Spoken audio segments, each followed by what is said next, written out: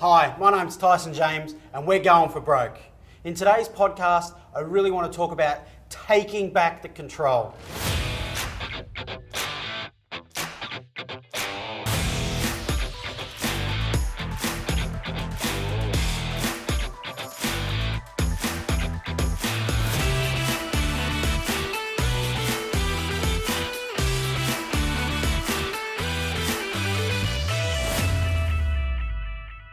Are you sitting in your brokerage thinking, geez, those banks just have way too much control over the process?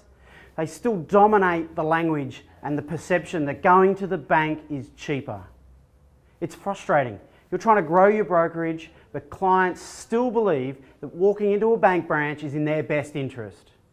Well, as we all know, come January, the best interest duty is formalised, and we can now, for the very first time, stand on top of a hill and shout, "We act in your best interest, work with a broker direct." I don't know how many clients we see or talk to day after day after day that say, "Tyson, I'm right. I've banked with them for years. They've looked after me for years." You know, I now say right back to them, "So you've enjoyed being ripped off for years?" And man, some people tell you to go get stuffed and others go, "Huh, what do you mean?" Being able to then demonstrate to a client that when they walk into a bank branch, they get a suite of products versus the mortgage broking offer where they get the entire marketplace whittled down to their needs. This is their best interest. And I think that there's still a huge education piece. Even though we're at 60%, and how fantastic is that? 60% of market share is now originated through the broker channel. I mean, banks are closing their branches. They're accelerating the consolidation of their branch network, and now people, the consumer, they're coming to brokers in droves. I would love to see more branches closing down because that means we're winning. That means we're helping more people. That means we're keeping those banks accountable and taking back the power. Here at Coronis, we see people buying properties every day. We sell over 200 properties a month. And with those transactions, we see a plethora of lending solutions being provided to those clients. And it really irked us off that you could see someone going to the same bank getting charged such a variance in their interest rate, getting basically ripped off, that we decided here at Coronis we were going to start our own brokerage and start saving people from being ripped off. Now, it's been a hard slog because that's a hard story to sell. It's hard to communicate. How do you tell someone that a bank that they've been working with for years hasn't had their best interests at heart? How do you tell those people that the branch lenders in those banks are just trying to hit quotas and they really don't care for their individual needs? How could Bank A say, go to Bank B, it's in your best interest? They can't. Now I think come January, this is our secret weapon. It's our time to mobilise and take advantage of best interest. We've spent quite a lot of time over the last couple of months developing emails, how to break down in words that the client would understand to ensure that they know to pick a broker moving forward. We've got social media remarketing tiles, we've got LinkedIn posts, we've got blogs. We're writing unique content to take real advantage really early, I hope you're doing the same, of the Google search terms best interest.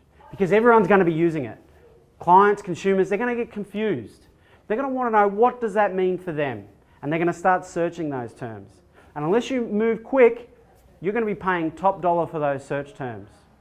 But not only that, if you don't have unique content, Google isn't going to rate you. They're not going to see you as an authority on that subject. Now, if Google doesn't see you as an authority as acting in the best interest of a client, how are you going to catch up? How are you going to leverage that you act in the best interest of the client? You're going to be in the third, fourth, fifth row, shouting out, not being able to be heard over the front row. So I urge you today, if the first thing you do after getting off this webinar is to write out and map out your strategy to take advantage of the best interest duty. I'd like to share with you what we're going to do here. I'd like to give you some ideas around how you can leapfrog, perhaps having not really started anything, because it has been a busy end of the year.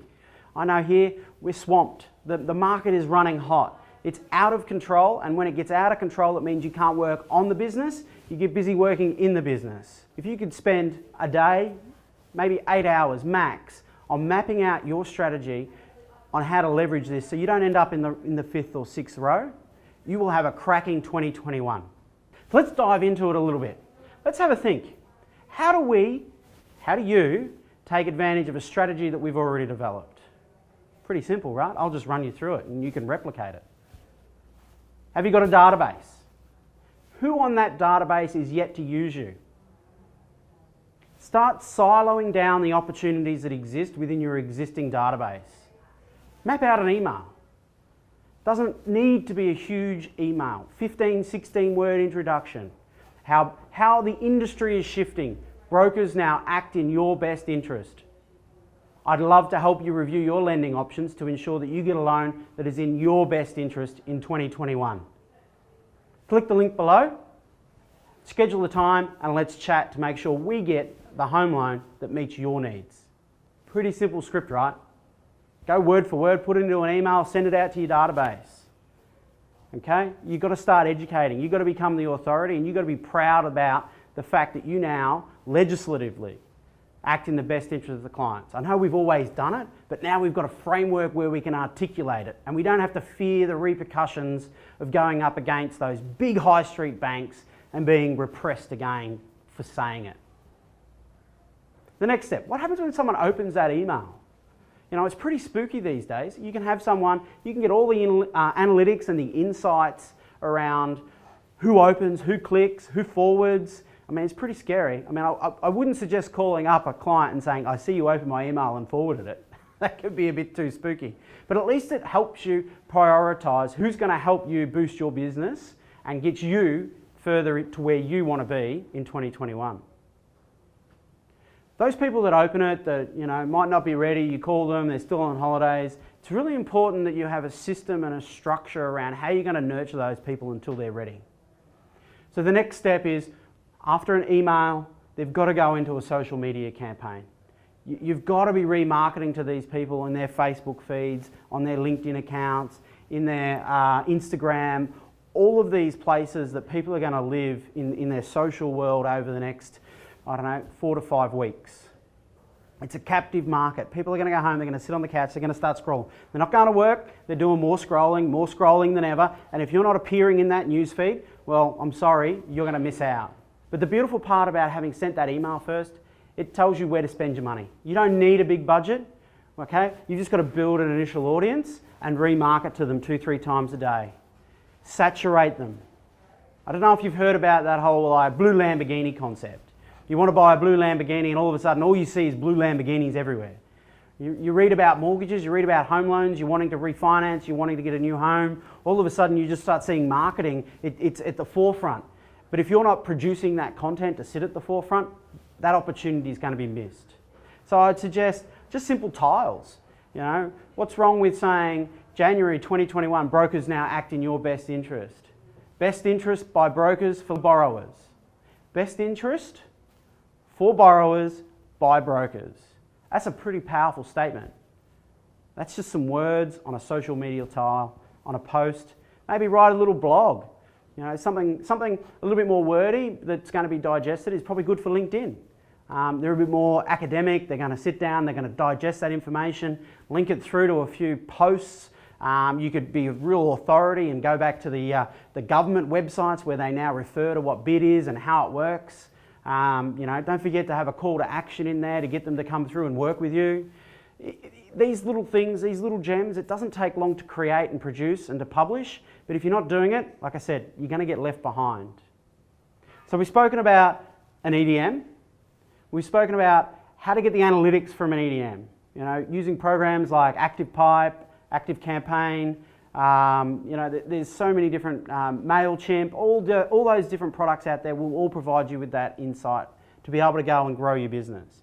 Then it's taking that audience and putting it into Facebook.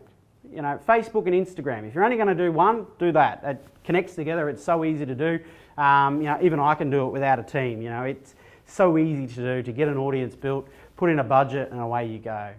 Do some of the tutorials. If you really want to get good at it, educate yourself. But ultimately, at the end of the day, get in front of your clients. You've got them as an audience from your EDM. Now put them into social media. The social media, call to actions, you're going to have clients that are going to be coming back to you through that process, and over the next I reckon 30, 60, 90 days, it's going to help you build a pretty big funnel and pipeline. It'll also help you attract new people that don't exist in your database, to start growing your database. Aggregate with Connective, and the big CEO at Connective stood up and said, there's one really big tell that tells us if you're going to be in the top 20% of our brokerages. And it was directly correlated to the number of email addresses and phone numbers that you had in your database, in your CRM. That magical number was 500. 500 contacts in your database being actively nurtured, spoken to, that were in some sort of email sequencing. If you had 500 contacts and you had ticked all those boxes, you were effectively in the top 20% of Connective's aggregation. Now, I don't need to tell you the top 20%, and they write some big numbers. Okay, there's some big businesses there. There's a lot of other things they've got to get right. But if you're looking at your database today going, geez, I got 100, I got 200, I got 80, I got 10, well, you've got to start somewhere, but maybe set yourself a goal of building a database of 500 people as quickly as possible. So we've got our strategy, we've got our language. We're going to now, how do we ultimately leverage that? Come the end of January, when all of my brokers get back, we're going to jump on the phones and we're going to start calling people, because I don't think anything starts without a conversation. As good as social media is, as good as EDM marketing, as good as all that retargeting, as good as it is, ultimately, if you don't have a conversation with someone, you're not going to get anything out of it. That's my opinion. Okay, and we've built a pretty big business focused on having a conversation.